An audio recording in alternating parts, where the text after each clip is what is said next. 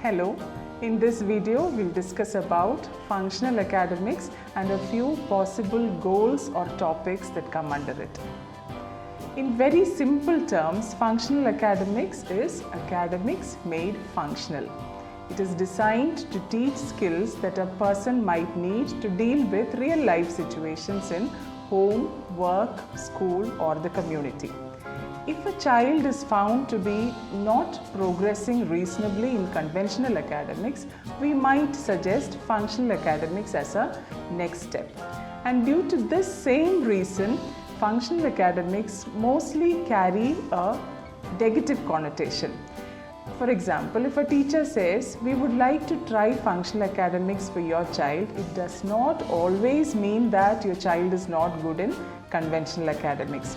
He might be really good in math, he might be doing word problems, he might be doing calculations, but still he might need to be introduced to the functional side of these skills that he has learned in the classroom.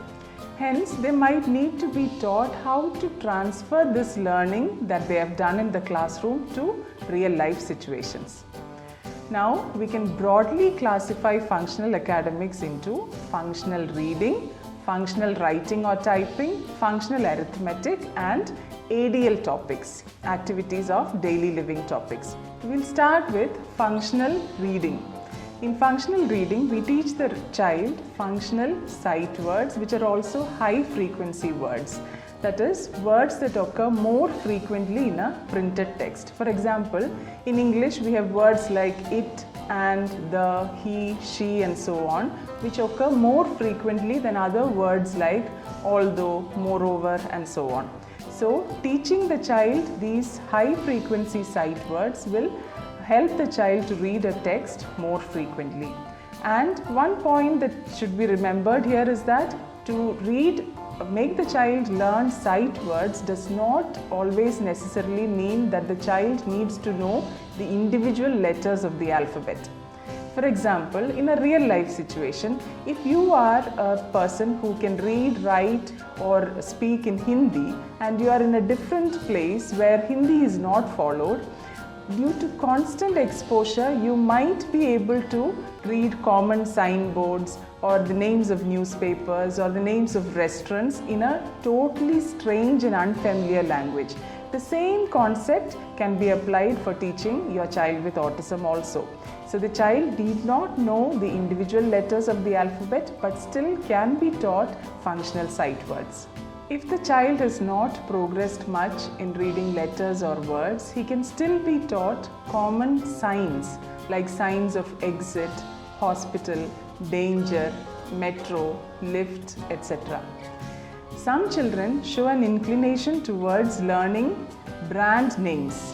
We see children who can effortlessly read brand names like names of chocolate companies or names of hair oil or jewelry brands.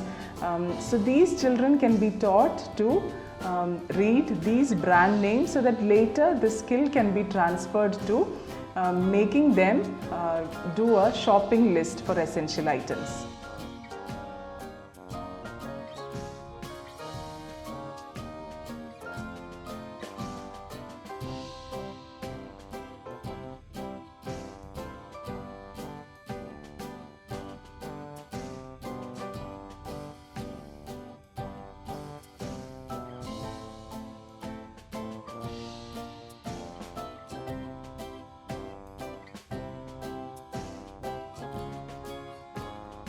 Next, we look at functional writing or typing. In conventional writing, we use writing skills for writing down answers for a question or penning down our own personal experiences and so on. But when it comes to functional writing exercises, we shift the focus to practicing writing skills for real life situations like writing down a checklist or a shopping list or filling an application with specific details like name, parent's name, mobile number, complete address and so on. If the individual has challenges in writing by holding a pencil or pen, we shift the attention to typing. Here it can be used, typing can be used as a means of self-expression, or like how we discussed earlier, it can just be for preparing a checklist or a shopping list, or even filling out an application form. Next, we have functional arithmetic. In this, we look at time concept, money concept and measurements. Under each of these, I can list down a few probable topics or goals. So starting with concept of time, telling time, either digital clock or analog clock, setting up an alarm or a stopwatch, being able to realize how much is, for example, 30 minutes. We need just 5 minutes to clear up a dinner table, but we might need 30 minutes to go to a nearby shop and come back. So the child should be able to realize how much is 10 minutes or 30 minutes or 1 hour. Being able to calculate elapsed time. For example, this child sits down to watch a TV show at 11 o'clock and to realize that it is 11:30 and 30 minutes have elapsed and it is time for him to end the TV show. Then, even though not directly related to time, numbers can also be used to teach how to read a calendar. How to read a calendar, how to check for date of manufacture or date of expiry in products.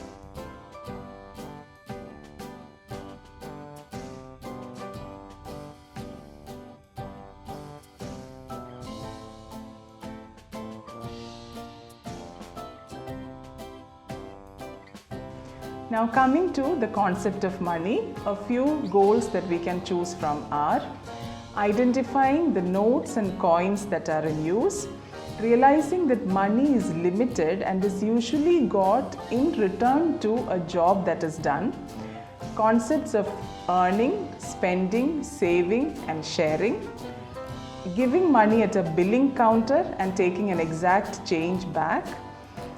In an advanced level, we can also think of introducing the concepts of comparing prices before buying an item, or discriminating between what is a luxury and what is a necessity.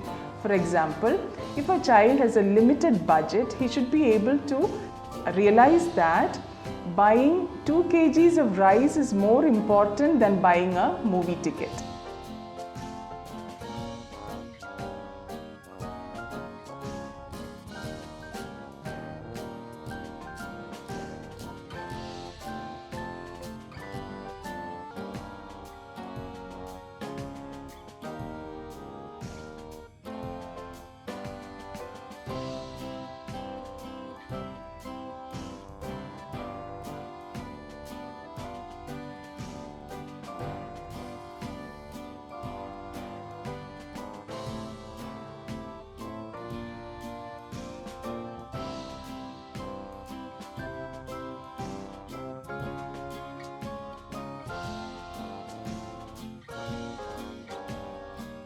Now coming to measurements, if the child knows numbers, if the child knows smaller number, bigger number or sequencing of numbers, the child can be introduced to measurements like measuring ingredients out in a kitchen or measuring his weight, measuring his temperature and so on.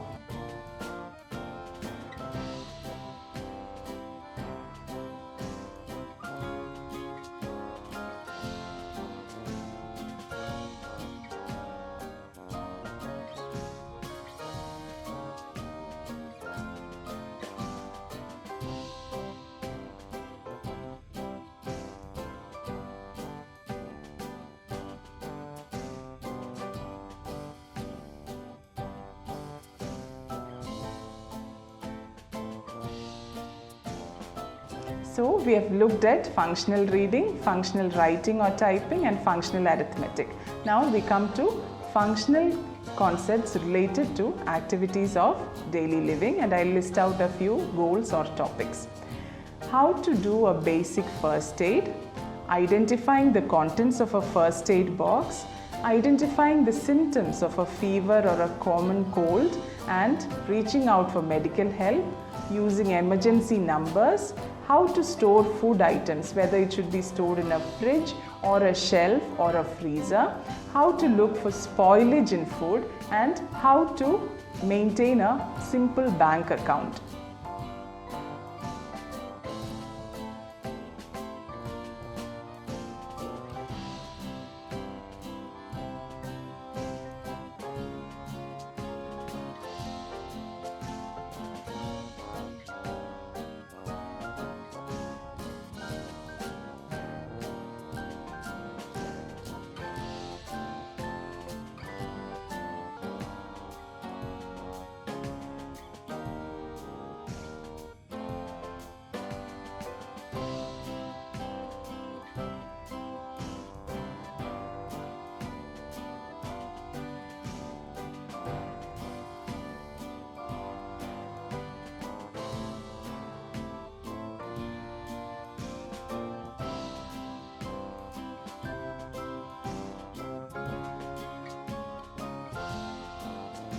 A lot of these topics may overlap with the goals that an occupational therapist might take up in an ILS session, independent living skills sessions. But the concepts can very well be dealt with in a functional academic session too, especially in an interdisciplinary setup where the child is at the center and all the service providers are working together to bring positive learning outcomes.